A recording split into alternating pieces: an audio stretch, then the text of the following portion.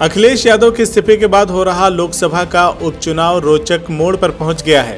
Bahujan Samaj party के प्रत्याशी शाह आलम गुड्डू जमाली की जीत सुनिश्चित करने के लिए बसपा का कैडर मजबूती से लगा हुआ है, तो वहीं बसपा के नेता भी गुड्डू जमाली के साथ हम कदम बनकर रात दिन एक किए हुए हैं। आज बहुजन समाज पार्टी के बलिया जिले के रसड़ा से विधायक उमाशंकर सिंह ने शहर के सिधारी क्षेत्र के एक होटल में प्रेस वार्ता कर उपचुनाव में बहुजन समाज पार्टी की जीत का दावा किया। उन्होंने कहा कि बहुजन समाज पार्टी के प्रत्याशी शाह आलम गुड्डू जमाली यहां के लोकल प्रत्याशी हैं, बाकी सपा के प्रत्याशी धर्मेंद्र यादव और भाजपा के दिनेश लाल यादव निरहुआ बाहरी प्रत्याशी हैं।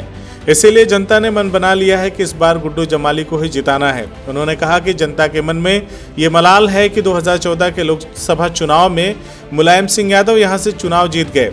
आजमगढ़ के विकास में सरकार में रहते हुए भी उन्होंने कुछ नहीं किया और 2019 के लोकसभा चुनाव में बसपा के साथ गठबंधन होने के बाद चुनाव जीते अखिलेश यादव ने लोकसभा की सदस्यता से इस्तीफा दे दिया। मझधार में छोड़कर जिले के लोगों को चले गए।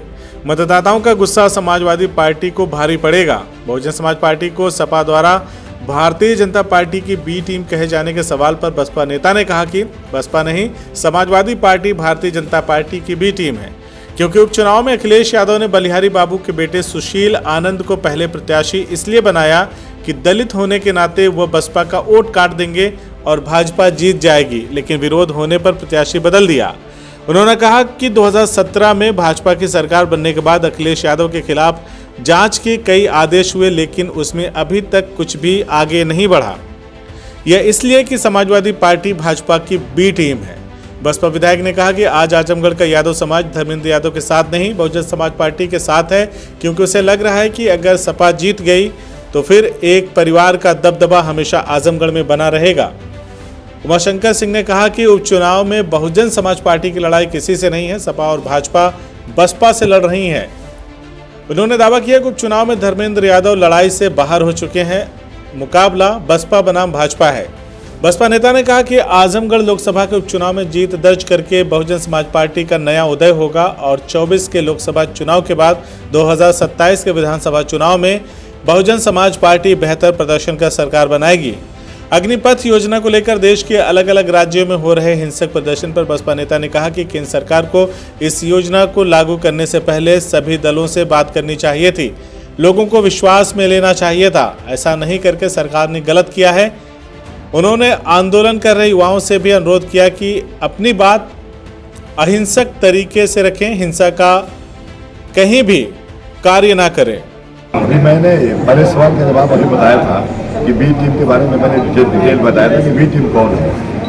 मैं फिर रिपीट कर दूं कि समाजवादी पार्टी भारतीय जनता पार्टी की बी टीम है और अगर वह बी टीम नहीं रहती तो यह दुष्प्रचार नहीं करती, अपना वोट मांगने के बजाय केवल बीएसपी को इस बात के लिए हमेशा प्रचार करती रहती है कि बीएसपी बी टीम है, केवल इसलिए कि बीएसपी के साथ माइनॉरिटी सटने न पाए। जानते हैं कि माइनॉरिटी अगर सटी तो बीएसपी 45% हो जाएगी, किसी से पकड़ में नहीं आएगी। उसके बाद और भी जो 5-7%, 10% जो प्रतिशत वोट होता है, जो रोड पे रहता है, जो देखता है, आंकता है, उसके साथ दूर जाता है, तो फिर बीएसपी 50% पहुँचती। इसलिए अखिलेश जी ने इसको पूरी तरह से प्रचारित कराया और अभी बीएसपी को रोकने के लिए अखिलेश जी ने बलिहारी बाबू के लड़के को प्रत्याशी घोषित कर दिया कि उन दलित का वोट काट लेगा, बीएसपी का वोट कम हो जाएगा, इसलिए कि बीएसपी का प्रत्याशी माइनॉरिटी का है। माइनॉरिटी और दलित मिल जाएंगे तो बीएसपी जीत जाएगी, तो रुकिए हम दलित वोट काट देंगे तो बीजेपी जीत जाए। अब इससे बड़ा उदाहरण क्या हो सकता है? तो धर्मेंद्र जी भी इस बात को समझ रहे हैं, धर्मेंद्र जी भी जान रहे हैं। और क्या मैं तो कह रहा हूँ, धर्मेंद्र जी यही अपने घर में आप देखिए उनके कई नेताओं को आपस में विरोध है, कई उनके यादव समाज के जो नेता हैं, जो पार्टी के सीनियर लोग हैं, वो सारे लोग अंदर से विरोध कर रहे हैं कि अब धर्मेंद्र अगर हो जाएंगे तो धर्मेंद्र का तो करियर बहुत लंबा है।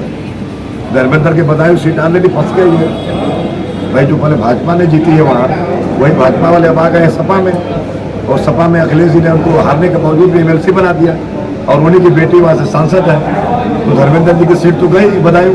लगातार कह रहे हैं अगर इटावा दिल है तो आजमगढ़ धड़कन है, तो फिर बदायूं अब क्या होगा?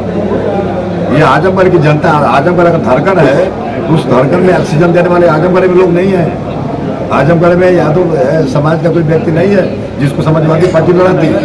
अब अगर धर्मेंद्र यादव समाज नहीं समझ रहा है, यह समाजवादी पार्टी में राजनीति करने वाले लोग ये नहीं समझ रहे हैं कि अगर धर्मेंद्र यादव इस पर जीत गए तो उनकी परमानेंट की सीट आजमगढ़ हो जाएगी और बधाई हो जाएगी मौर्य जी की बेटी की। तो ये सब लोग समझ रहे हैं, इसलिए वो सोच रहे हैं कि अच्छा मौका है इस बार सिपाही को यहीं से बढ़िया से पैक करके, क्योंकि गर्मी है, बर्फ डाल के सिली लगा के पैक करके भेजा जाए ताकि सिपाही जाते जाते खराब ना हो। आराम से सिपाही खुले तो ताज़ा दिखे और सिपाही के आसपास अपनी कोई पार्लियामेंट की सीट खोले। CIB इंडिया न्यूज की सभी खबरों को देखने के लिए लाल रंग की बटन को दबाकर चैनल को सब्सक्राइब जरूर करें, घंटी जरूर दबाएं ताकि हमारी सभी खबरों के नोटिफिकेशंस आप तक पहुंचते रहें।